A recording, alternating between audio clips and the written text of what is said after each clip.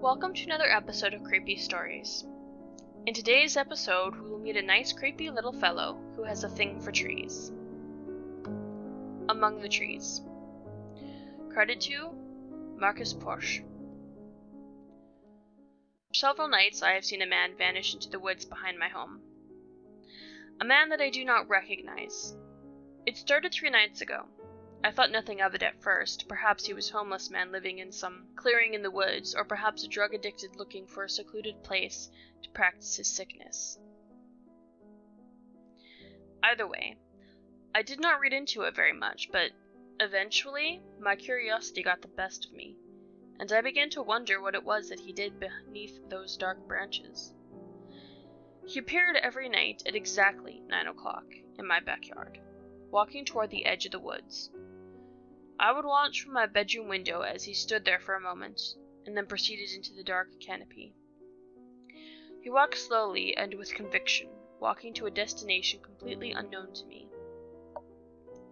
Eventually, I would lose sight of him among the black trunks of the pines, and my interest would make my mind race. Where was he going? What was he doing? The answers to these questions would unfortunately be revealed to me.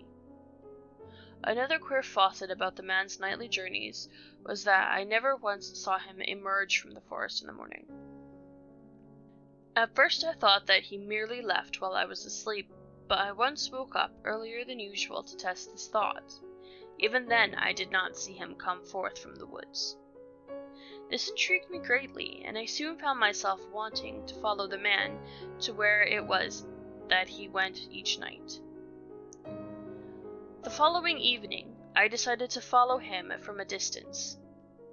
I slept during the day so I may have the energy to complete my excursion, and woke up around 6. As with every other night, the man appeared in my backyard at 9, walking towards the woods. Once I saw him, I got dressed and set off after him. By the time I made it outside, he was a good ways into the forest, but I could still see his black silhouette, moving among the trunks. I followed him for some 10 minutes before he stopped suddenly. He did not move, but instead just stood there. I ducked behind a bush to avoid him seeing me and knelt there perfectly still. The man stayed like this for a minute or so, and then resumed his walking. As is continuous, I broke my cover and began my stalking again. It was not long before the man stopped once again, quite abruptly this time. As with the last occurrence, he merely stood in place, not bothering to look around, but rather listen to his surroundings. Without sufficient cover around me, I decided this time to lay down on the forest bed, hoping that darkness would blend me with the soil. I lay there for a little while, wondering when the strange man would resume his journey, when I heard a creak from behind me. I stared silently, and then looked to see what had produced the disturbance. Seeing nothing, I looked forward again, but the man was gone. Somehow he had slipped from my sight while I was not looking. I thought that he must have snuck away as soon as he heard the noise that broke the nightly silence. I rose from my earthy hiding place, looking for him between the trees. He was not to be seen anywhere. With nothing to go on, and without sufficient lighting to study the ground for prints, I decided that it was best to go home for the night. I immediately went back the way I came, wondering the whole time how the man had gotten away from me so quickly and without making a sound. Upon reaching my home, I decided that I would try to follow him again the following night. I slept most of the next day, not waking until about 3 o'clock. I waited with anxiety until nightfall for the strange man to appear. 9 o'clock came around, and the strangest thing happened. The man did not show up.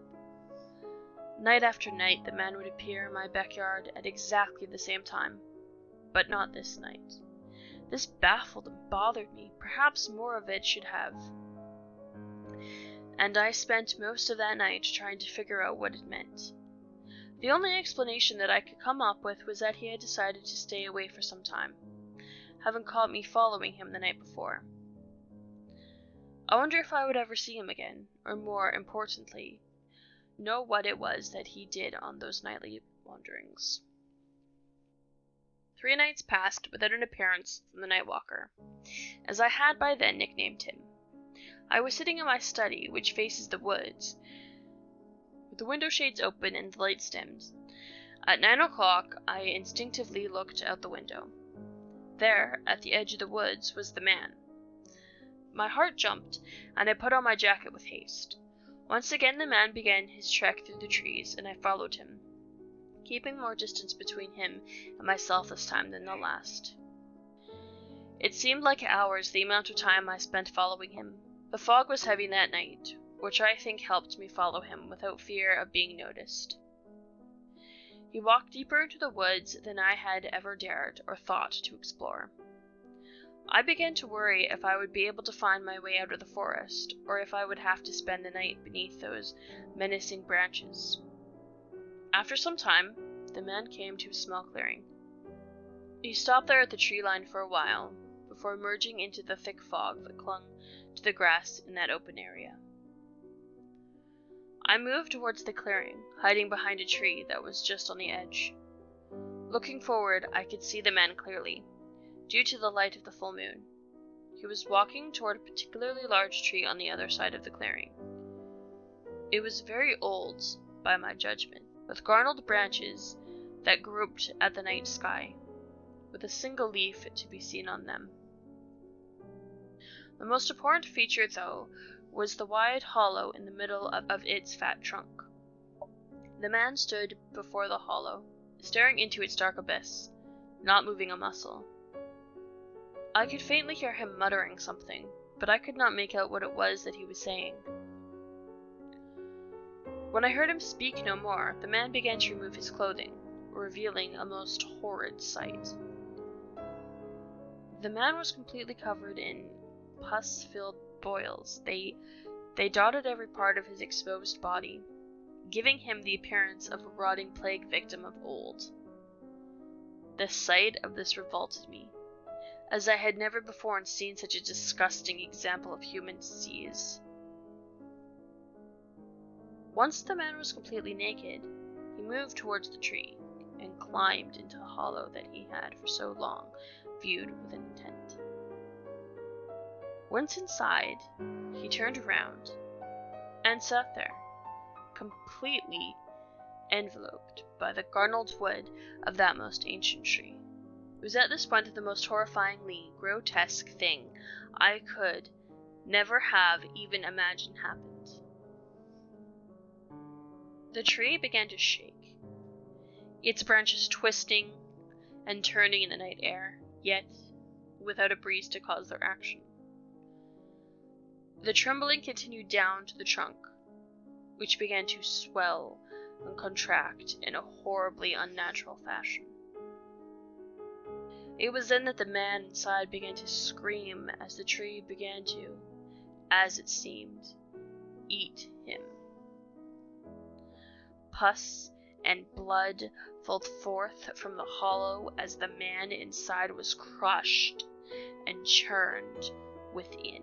The screaming turned to gargling as it combined with the groaning of wood and the screeching of flesh, along with the occasional breaking of bone.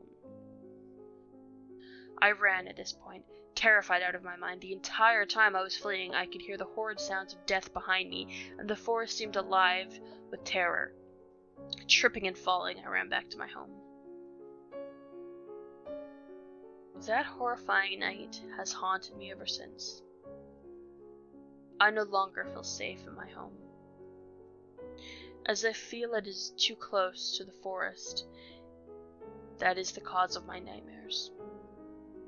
But the most frightening thing about the entire ordeal is that the man I saw consumed by that evil tree, the man that for all reasons should not be alive,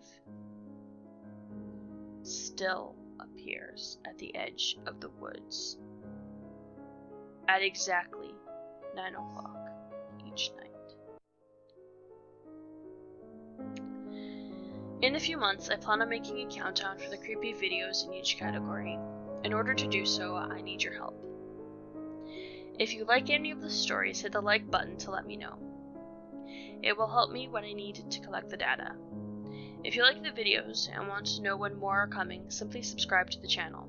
I post new videos every day. If you thought this story was epic, share it with someone, because sharing is somehow caring. I know you can pick any YouTuber to watch, so I just want to thank you for picking one of my videos.